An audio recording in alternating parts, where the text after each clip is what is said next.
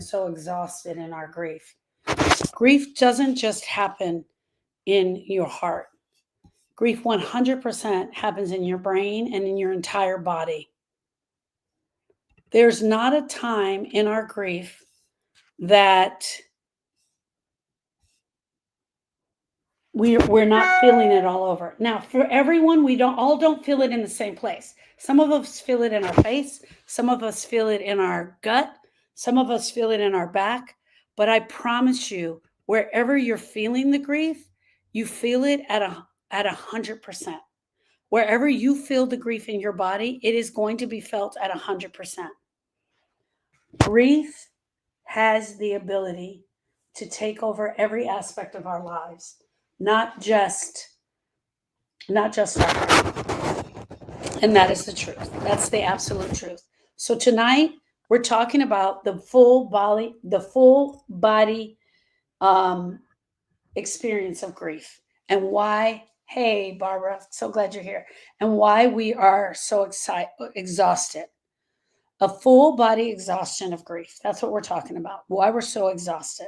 Okay, friends. My name is Sharon Brubaker. I'm a grief specialist, and I'm the owner of the Grief School, the place where healing begins. I have one job. It is not to talk you into staying in the grief. That's not my job. My job is not to tell you that you're going to feel this grief forever. That ain't my job. My job, I'm glad you caught me too. My job is to teach us about grief. That's the difference between me and other grief specialists that are out there. Hey, I'll sit with you. I'll cry with you. I'll hang out with you. But here's the deal. You got to learn about grief. You have to learn what grief is, and you have to learn how to move through this grief. We absolutely have to learn. My name is Sharon Brubaker. I'm the owner of the Grief School, the place where healing begins. I sit with women so they can feel heard, understood, and supported while they are on their unique grief healing journey. Hey there, Master Grief. Master Grief invites you to co-host. How awesome is that? Okay.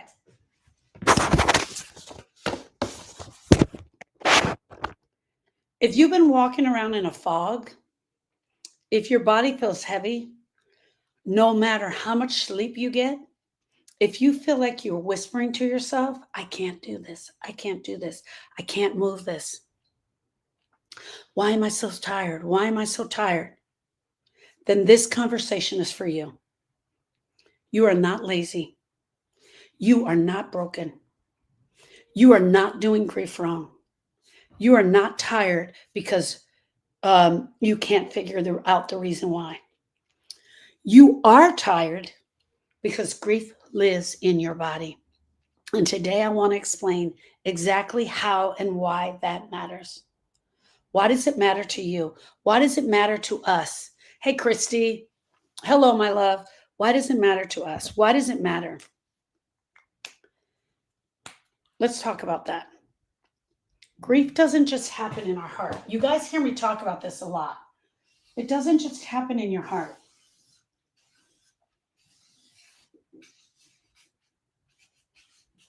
Here's your whole heart. This is the loss. This spot is the loss. That one loss that you're experiencing right now. But it doesn't just happen there. It's going to happen in your brain. It's going to happen in your entire body. It's going to happen in your muscles. It's going to wrap around the nervous system. It's going to steal your energy. It's going to steal your energy in ways that you didn't think possible. It is going to steal your energy in ways that you didn't even think could happen. You could sleep for 9 hours, 10 hours, 12 hours, and still wake up feeling like you never got a minute of sleep. Feeling like you never got a minute of sleep. You can sleep 9, 10, 12 hours and feel like you ran a marathon. Hey, Aida, I see you. And I'm not being dramatic here. I want you guys to understand that what grief is doing to your body and what it is doing to the pain and why we feel so exhausted.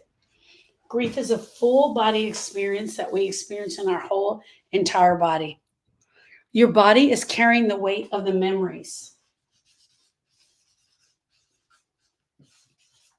It's carrying the memories and they're playing over and over again in your brain. It's carrying the memories and they're playing over and over again in your brain. And then there's this other thing that's happening, and that's the silence.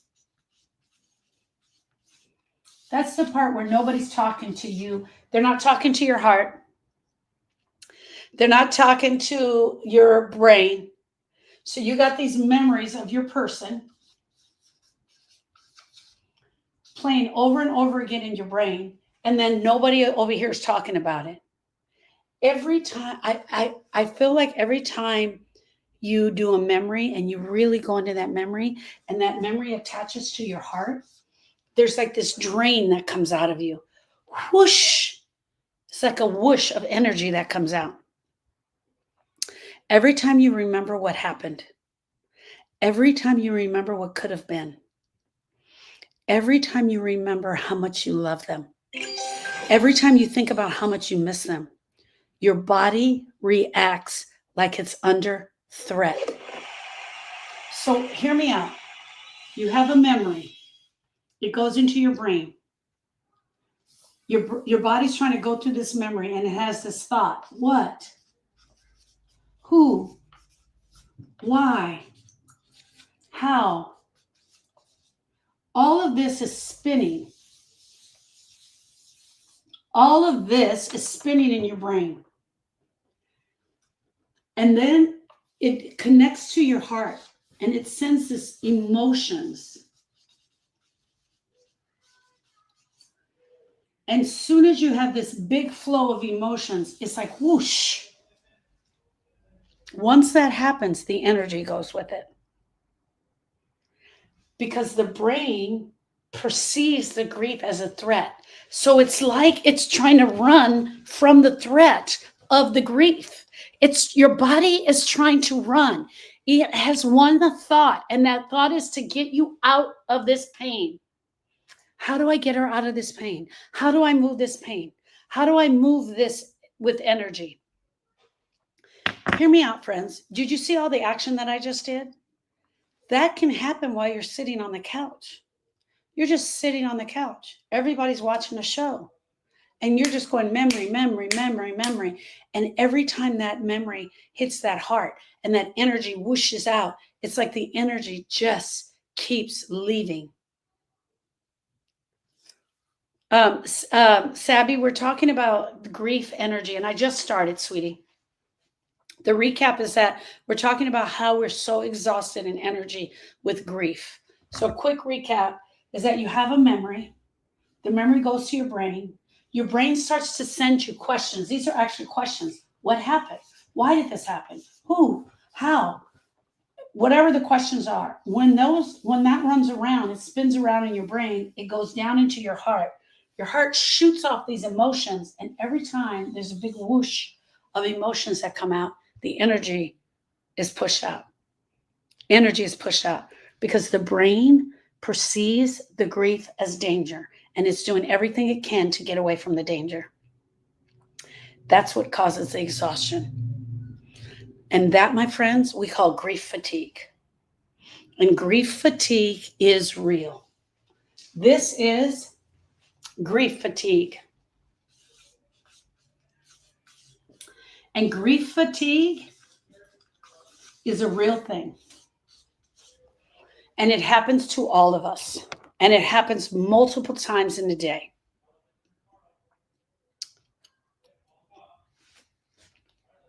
I had a client recently who told me that she burst into tears in the middle of a Walmart, right in the cleaning aisle. Why?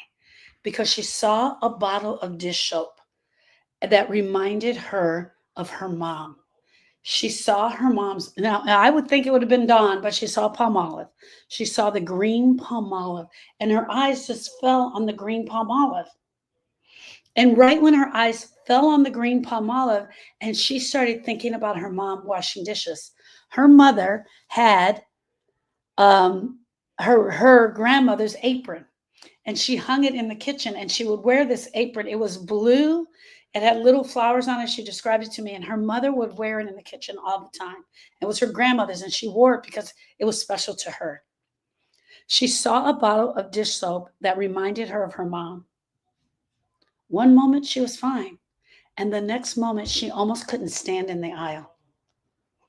And by the time she got home, she said, I felt like I hadn't slept in days. Not only did she cry all the way through the rest of Walmart, she cried putting her groceries in her car. She cried getting in her car. She cried all the way home. Friends, this is what happened when your nervous system gets hijacked by grief triggers. It's happening to all of us who are actively grieving.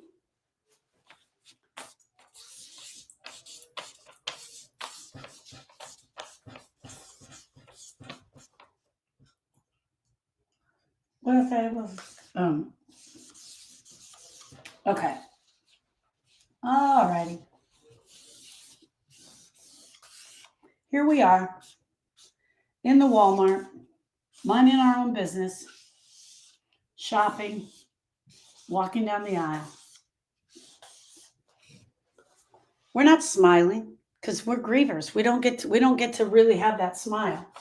But our nervous system is noticing everything that's going on around us. Our nervous system really is being affected by the grief. Our nervous system is feeling every little aspect of the grief.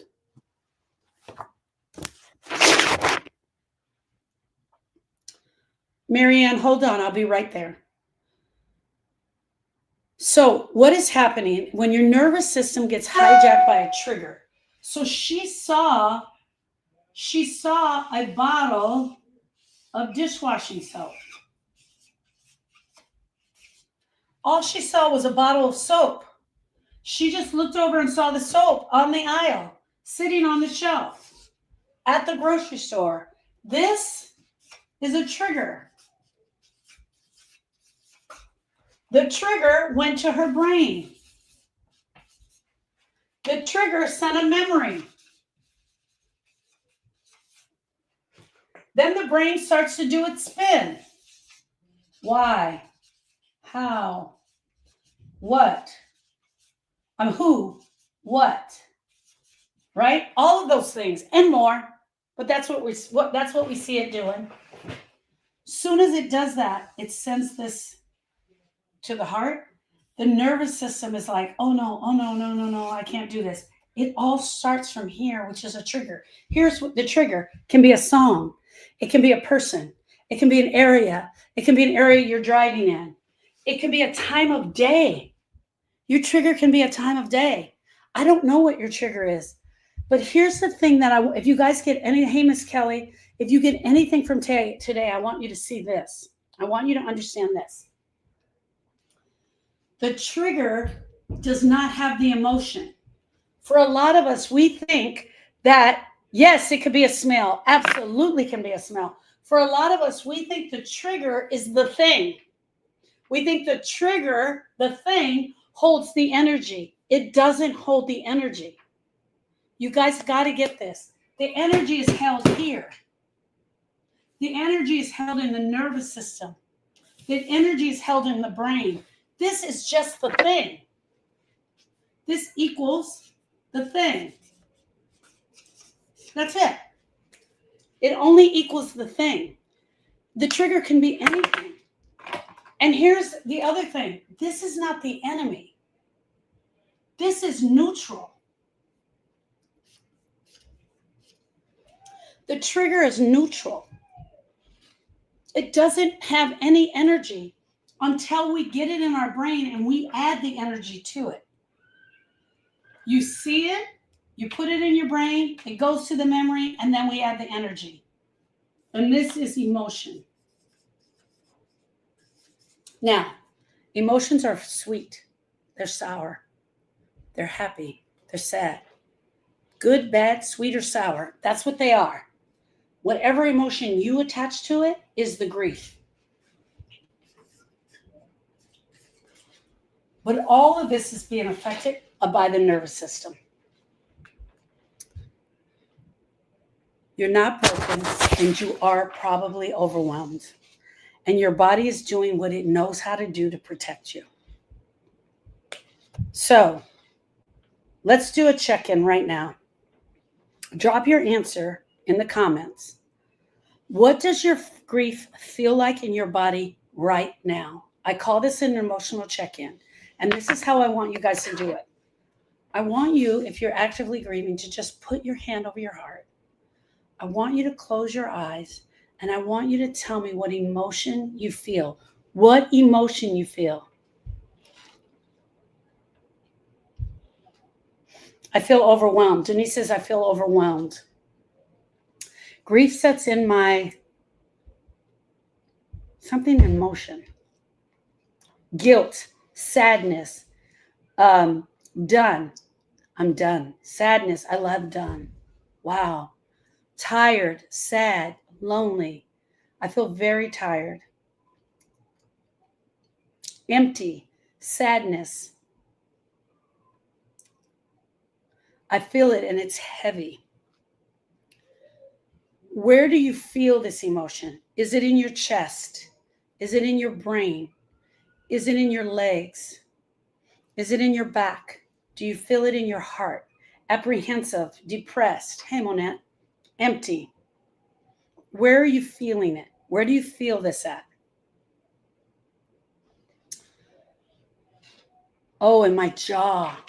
Oh, Shabby says in my jaw. Pammy says in my heart, in my chest, in my heart, in my body. Marianne says she feels it in her body. She feels tired. She feels sad. An emotional check-in is so important for the griever. It is so important for us to slow down and for 1 second see what we're actually feeling in our grief. What is this emotion that we're feeling in our grief? A lot of us haven't even slowed down enough to, Sandy says she feels it all over, whole body, my heart, my throat. A lot of us don't even slow down enough to feel it. I want you guys to know there's no shame in what emotion you're feeling. Your body is screaming what your mouth hasn't had the chance to say out loud yet. It is screaming the words, I'm not okay. I'm not okay. Do you wish that people understood this about your grief? Yes or no? Do you wish people understood this more about your grief? That you're tired, that you're exhausted from grieving, that grieving takes every ounce of energy that you have? Sandy says yes. Jennifer, yes. That I think that if people understood it, they would give us a little bit more grace. And I think if they gave us a little bit more grace, it would be a little bit easier for us to grieve and to absolutely have the time to understand. Okay. Now let's talk about something that can help. If you're new here, I want to do a quick commercial. My name is Sharon Brubaker. I'm the owner of the Grief School. I teach you about grief. I teach you everything that I can possibly think of that has to do with grief. In 2006, my nephew Austin drowned at the lake. On my way to tell my sister that he had in fact drowned and we found his little body, he was 10 years old, I realized I didn't know anything about grief. I set out on a mission to find out everything that I could about grief, a broken heart, and how to move beyond the pain. As I stand here today, 18 years later, I have studied out the science of grief and grief healing for many, many years. We lost Austin in 2006. We lost our dad in 2013. We lost Donovan. Her 21-year-old son was killed in a motorcycle accident. And for the second time, I had to go and tell, what a jerk you are. And for the second time, I had to go and tell my sister that she had lost a child. I'll block you, and I'm going to report you.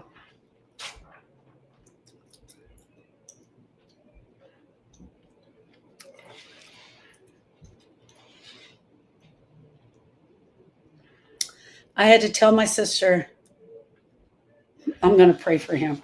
He better be glad. He better be glad I couldn't get in there to get to him first. I'm going to pray for him, Denise says. Um, I had to tell my sister she lost a second child. I'm sorry, you guys. And so if you click the link in my bio, or if you go to the show notes here on the live, you click on the link that says click here for hope. In the show notes, it says Beacons AI. There you can find out everything. Thank you, Aida. There you can find out everything you need to know about grief and a broken heart, about where you can find me. But today I want to talk about the Griever's Guide. Erica and I, almost in 2018, we wrote something called the Griever's Guide, and it includes the real definition of grief, the definition that no one has taught us. I'm in a mission to build a community of grievers who can support one another. I also have a program that I offer and let you guys know about the program. But here's the deal. Right now, I want to talk about the Griever's Guide. Start there. If you haven't met me and you don't know anything about me, go in and download the Griever's Guide. I couldn't find the best definition of grief, and so I created it. Erica and I created it together, and we'd be honored to have you look at that Griever's Guide. We give back to the community in many different ways. I do these lives on Tuesdays, Wednesdays, Thursdays, and Saturdays. We have a Facebook group, but we're showing up for you. So there's the end of my commercial for anyone who doesn't know who I am. I want to know more about us. You deserve more than just to survive. You deserve support. And that's what I'm here for. Here was the biggest thing that we learned.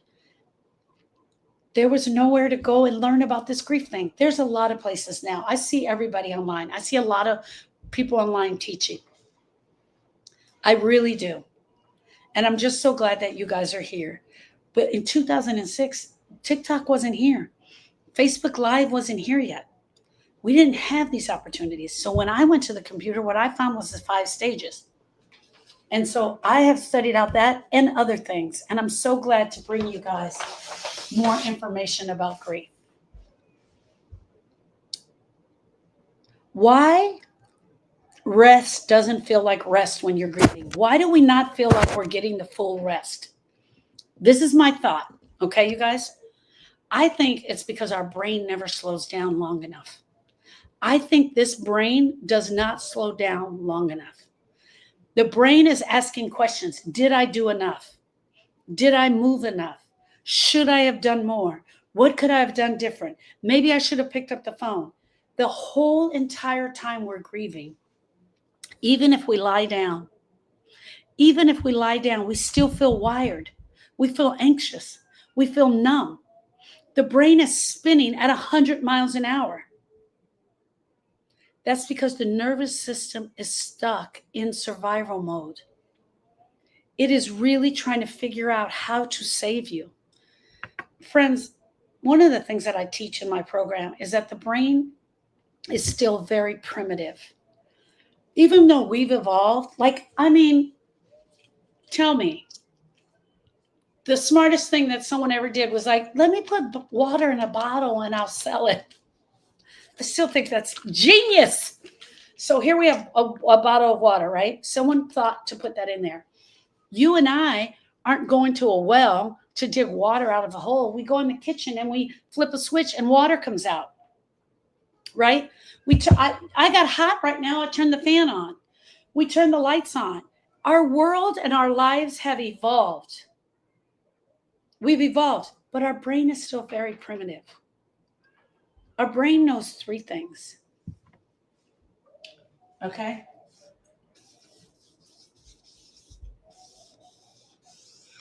Our brain is still very primitive. It knows it needs to keep us safe. It knows that it needs to keep us safe, right? It knows that it needs food.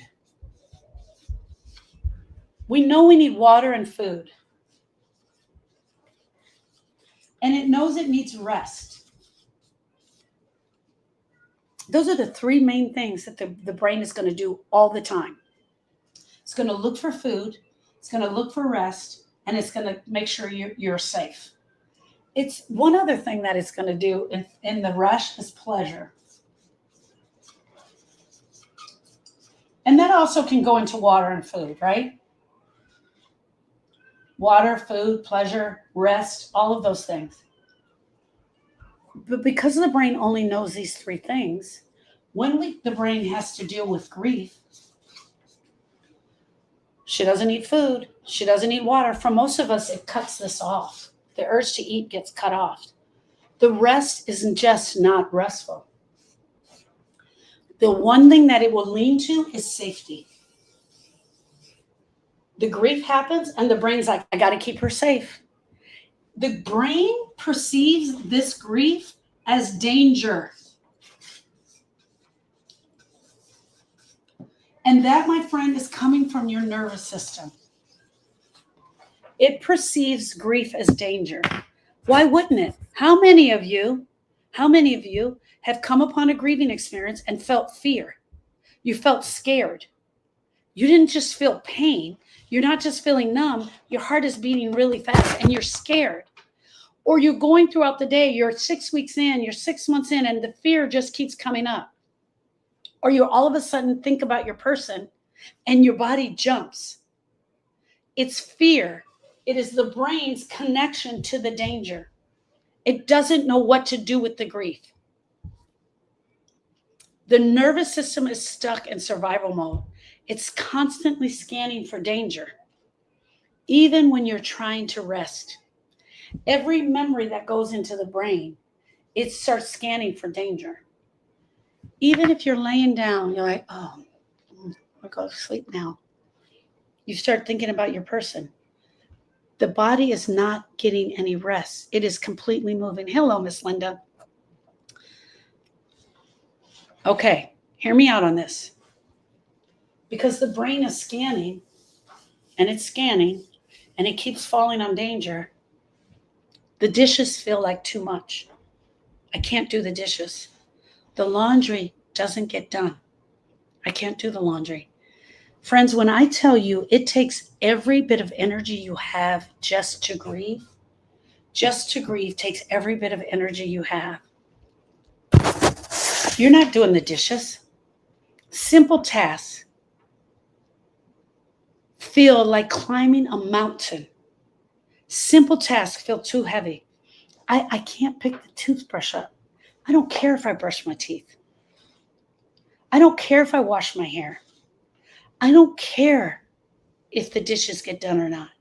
Everything makes you tired because every bit of energy you have has been put into the grieving.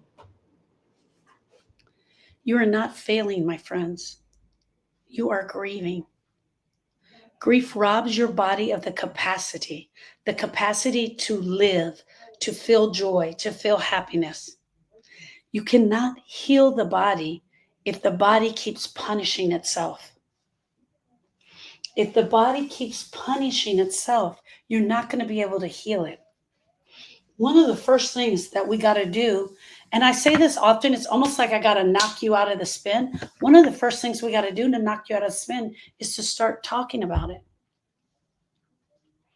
Marianne says, then to top it off, you start dreaming about them. Yes. So there goes the day because now your brain is trying to figure out the dream, or the dream, you didn't sleep enough, so you have all this dream.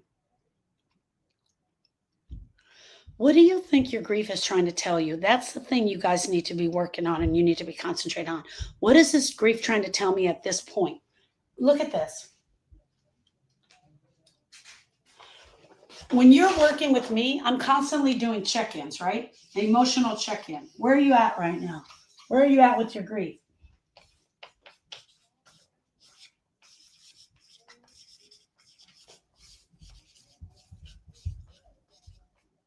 So I want to know, what emotion are you having right here? What emotion are you having right here? What baby emotions are you having here? You come to class, I'm going to ask you what emotion you're having. All of these things. This is me asking you what emotion you're having. This is you asking yourself what emotion you're having. But here's the question you need to be asking yourself. What is grief asking of me? What is grief? What did I say it was? What is grief trying to tell me right now? What is my grief telling me right now? Why? Because it's going to tell different things to you. It might tell you you need more sleep. It might tell you right here, you need to talk about this memory. What does it need from me right now? What does my grief need from me right now? What emotion am I feeling right now? These are the two things we have to be asking ourselves about the grief constantly. Friends, this is day 1. This right here may only be day 3. Grief runs slow and fast. It goes so slow. This is day 1. This is day 3. And the next thing you know, you pick your head up and this is month 6 right here. It goes so slow and so fast. It does both of them simultaneously. And you have to ask yourself, when you ask yourself a question, guys, I promise you, you know the answer. You know the answer. Rosie says, how about staying busy? Staying busy is trying to stay away from the heart. It's trying to stay away from the pain. Suzanne says, my energy fits in a thimble. It fits in a thimble.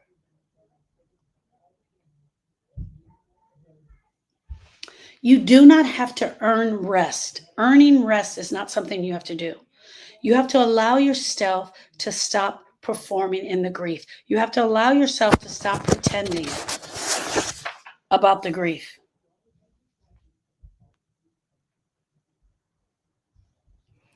Let's talk about rest as a grief boundary.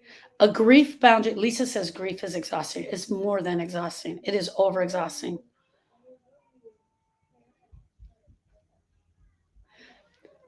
Marianne, perfect. She said, just sit in it for a little bit and quit acting like you're okay. Steph said, can you already go through grief while you care for your terminally ill child? 100%, my love. 100%. I was just teaching about this yesterday. Can you already go through grief? Stephanie, I want to show you something. I just taught this yesterday. So here's the day you get the diagnosis. And then everything changes and it drops. Right here is grief. Here's the day that they no longer can walk. And now you walk, you have that, you live that out for a while. This is now your new normal. This is your new normal. You hear people talk about the new normal, it really has to do with a terminal illness. Something changes right here. I'm making this up because I don't know, Miss Stephanie. But right here, they no longer can feed themselves. So now you're writing this out. Now this is your new normal.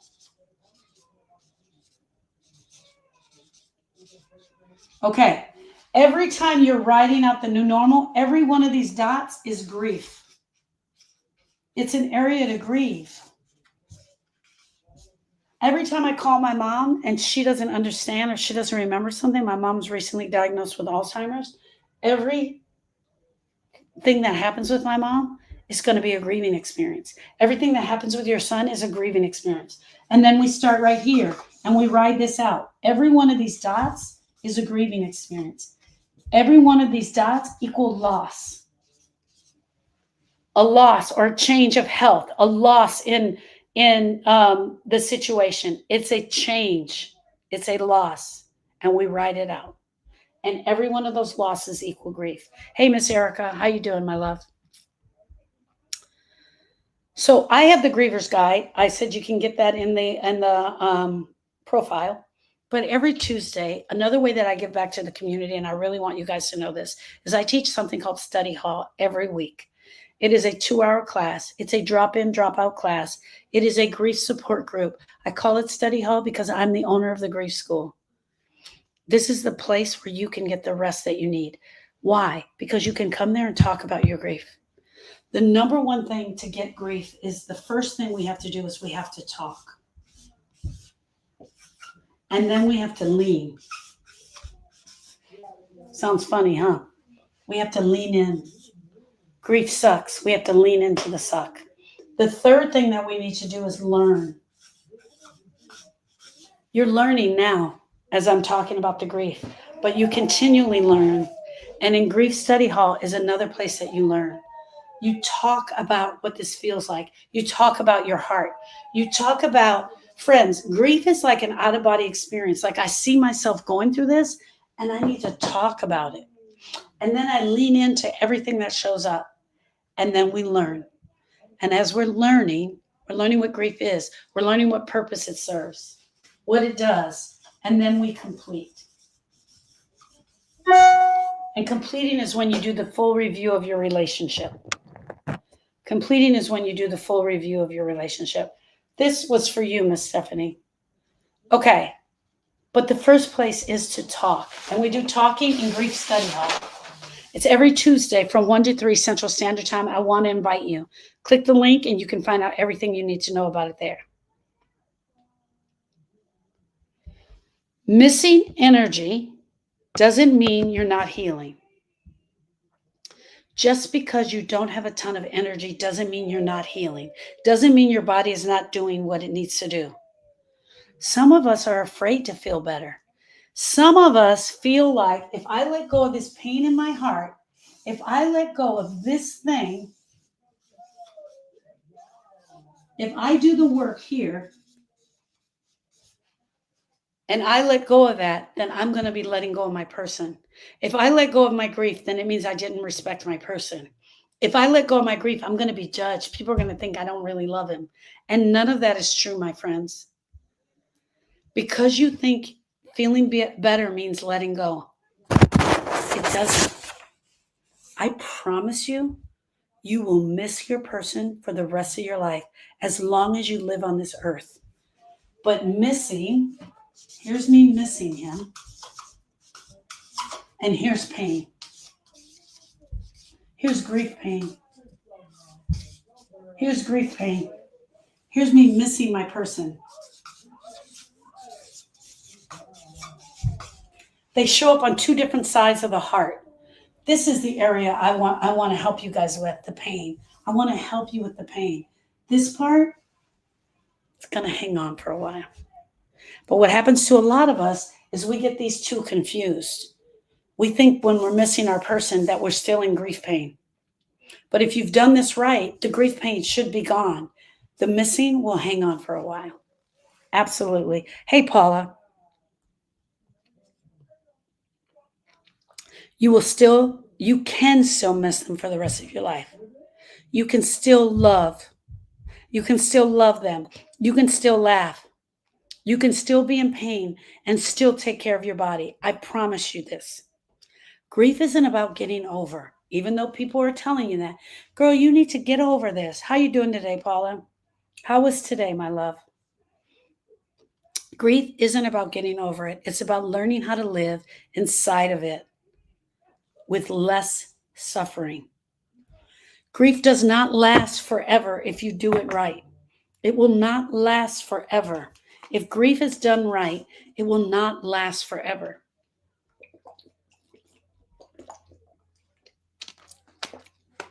Grief is not a place to park. My heart to yours, my love. Grief is not a place that you park yourself. I don't go here, park myself, and I'm just going to stay here and be sad for the rest of my life. It was never designed for that. Grief was designed, to move through you.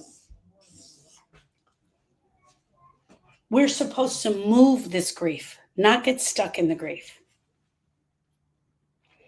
But while we are trying to learn and figure out how to move it, it becomes heavy. It becomes very heavy. And we're tired a lot. And our body is in pain a lot.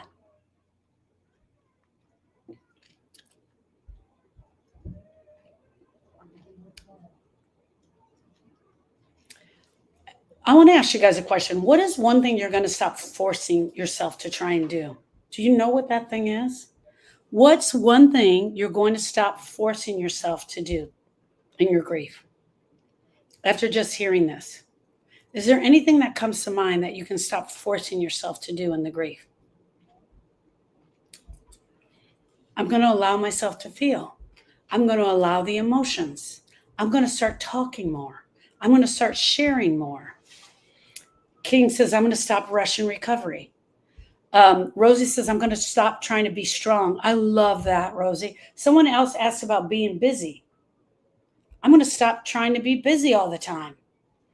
Deb says, I'm going to stop pretending that I'm okay. Monette says, I'm going to stop attacking others. Great answer, because sometimes that energy, we can throw it out on other people. Let your body hear what you are saying so that it knows. Let your grief know that it's okay to be here. It's okay to be here, that you honor the grief, because the grief equals love. Your grief equals your love. It's your love for your person. I want to say this, and I got to say it each time. Your grief can also equal your hate. I mean, I don't know, but if he's a jerk and you absolutely hate him, it can be part of your grief too. I'm going to try to stop meeting others' expectations when it comes to my grief journey.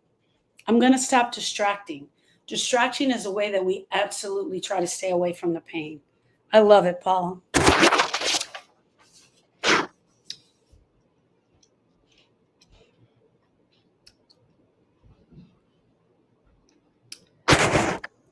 If you're tired because your grief is too heavy, if you're tired because you've been trying to survive this broken heart, you're barely getting through and you're just surviving. Marianne says, I'm going to stop pretending I'm okay. Grief is the love you can't give to your loved one anymore. Absolutely. Grief equals love, and grief equals hate. If you're tired because this is heavy, if you're tired because you've been surviving with a broken heart and you're barely getting by, but you don't know how to do this, I want you to know this one thing. You don't have to do it alone. Grief is done in community.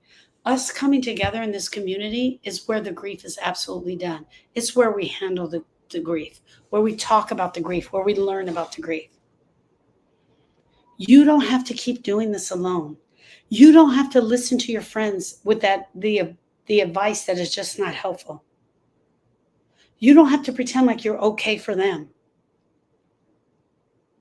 Let tonight be the beginning of the rest of your grief, where it starts to change.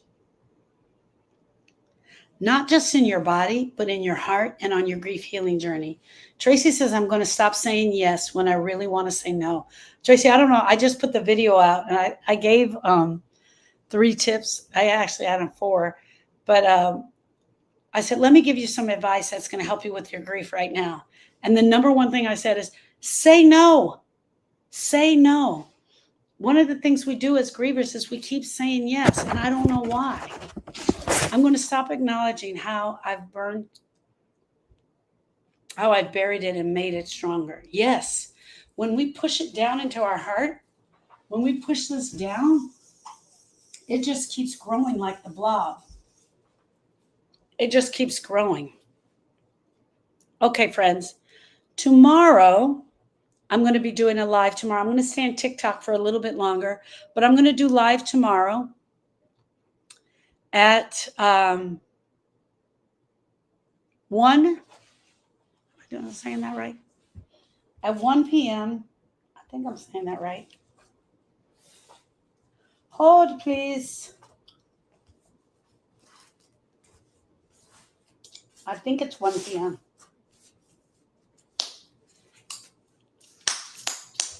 Got my energy gum.